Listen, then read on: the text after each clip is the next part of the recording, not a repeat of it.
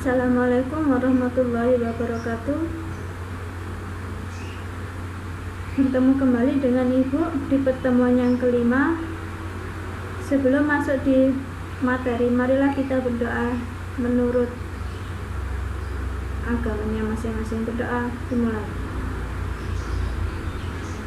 Berdoa selesai. Oke. Sebelum masuk di pertemuan kelima, gimana kabarnya anak-anak hari ini? Sehat kan? Masih sehat kan? Oke, kalau masih sehat, siapkan buku kalian, buku catatan kalian. Waktu Ibu menerangkan, kalian catat ya. Kita masuk di pertemuan kelima, yaitu materi tentang aritmatik logik unit, dimana aritmatik itu sudah kita pelajari sebelum di UTS kemarin. Cuma sekedar mengingatkan saja. Jadi apa yang dimaksud dengan ALU itu adalah salah satu bagian dari sebuah mikroprosesor. Jadi aritmatik ALU itu dibuat untuk menghitung sebuah aritmatika dan logika dengan tujuan untuk dapat melakukan keputusan dari operasi logika sesuai dengan instruksi program. Mengingat kembali ya anak-anak ya, operator apa saja yang dipakai dalam ALU. Kemarin kan sudah dipelajari ya. Itu ada sama dengan, tidak sama dengan, kurang sama dari, dan selanjutnya. Oke? Masih ingat? Kalau masih ingat, Ibu masuk di materi selanjutnya, yaitu materi control unit. Control unit itu adalah pengendali atau arahan atau kontrol. Itu bagian dari sebuah CPU ya. Control unit itu adalah bagian dari CPU yang tugasnya untuk mengarahkan, mengendalikan, mengontrol operasi yang dilakukan di bagian ALU. Oke? Jadi maksud dari control unit tersebut itu ada dua peranan penting dalam control unit.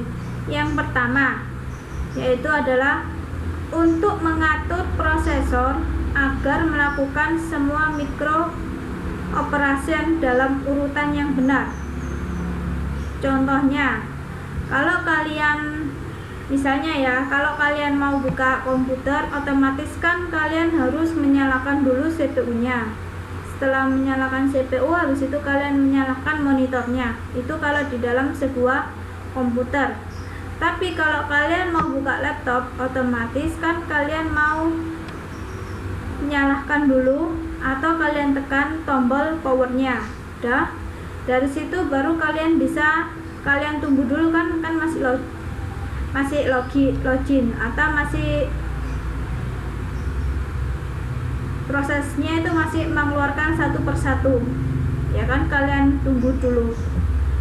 Jadi sesuai dengan urutan ya. Yang kedua, menghasilkan atau mengontrol sinyal yang memastikan supaya mikrooperasi dieksekusi. Jadi setelah kalian, maksudnya yang nomor 2, setelah kalian on-off-kan sebuah laptop atau sebuah komputer, otomatis komputer itu akan menyala dengan sendirinya kan ya. Habis itu dia akan mencari apa dulu yang akan dikeluarkan di dalam komputer tersebut. Misalnya bisa di bagian depan sendiri atau dinamakan dengan desktop. Dari desktop itu nanti kan ada urutannya dari My Computer dan operasi-operasi atau aplikasi-aplikasi yang sudah kalian install. Dari sini sudah dipahami kan?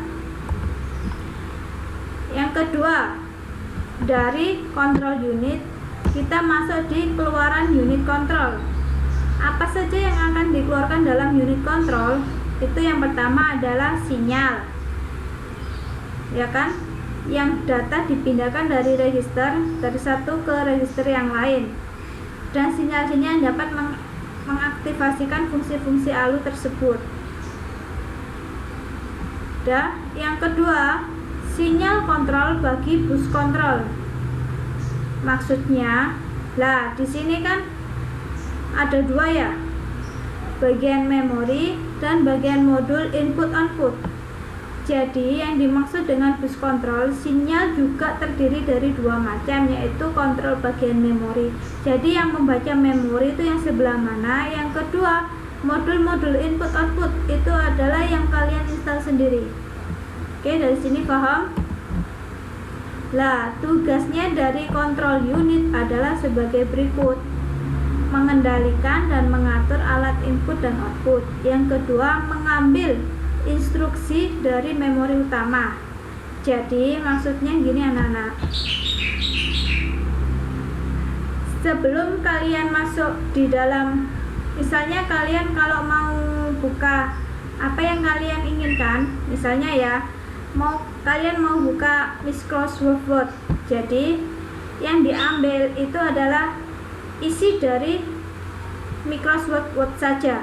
Oke. Yang kedua, dia terletak di memori utama, ya, instruksinya dari memori utama. Yang ketiga, dia akan mengambil data, ya kan, di dalam Word tersebut itu ada apa saja.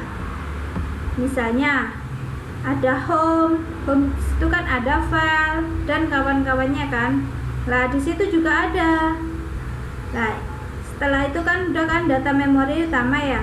Yang keempat, mengirim instruksi ke ALU bila ada perhitungan aritmatika atau perbandingan logika secara mengawasi kerja. Lah yang keempat ini contohnya kalau kalian mau buka MS Excel. Jadi kalau Excel itu kan Word yang bisa menghitung, ya kan. Jadi di dalam Excel itu ada sebuah input dan output untuk perhitungan, oke. Dan juga ada formatan-formatan untuk perhitungan juga. Nah, yang ketiga, yang terakhir adalah menyimpan hasil proses memori utama. Jadi dari hasil ini kalian akan disimpan ke memori kalian. Oke, dari sini tahu kan? Nah, di sini kan ada jenis-jenis kontrol unit. Ya, yang pertama ada single cancel control unit. Artinya setiap instruksi ada pada satu cycle, maka dari itu tidak memerlukan state. Biasanya state itu apa? State itu bagian mana dulu yang dipakai.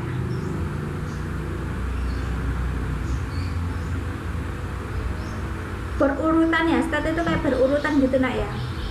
Jadi dengan demikian fungsi boolean masing-masing kontrol line dapat merupakan fungsi dari sebuah clock cycle, ya kan.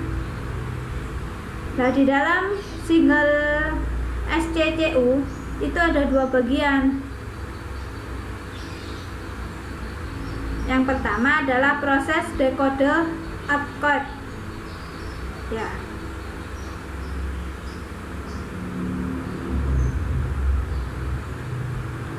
Di mana proses decode opcode itu dikelompokkan menjadi 4 instruksi, yaitu gerbang N. Kemarin kan sudah kan.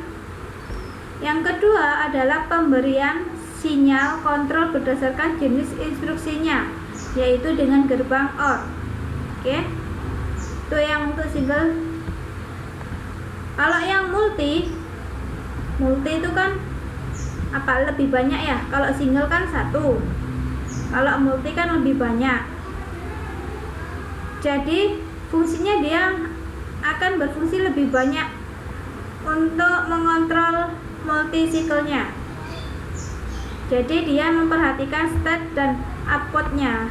Jadi ini sesuai dengan urutannya. Nah, kalau yang multi itu sesuai dengan urutan. Kalau yang single dia berjalan dengan satu per satu. namanya saja juga single ya. Kalau multi kan banyak, tapi dia sesuai dengan urutannya dia. Oke. Dah. Dari sini anak-anak bisa mengerti kan? Kalau sudah bisa dipahami, apa perlu ada yang ditanyakan? Oke. Kalau kalian sudah paham dan kalian tidak ada yang ditanyakan, kalian catat dulu slide yang ibu bagikan ke kalian. Oke.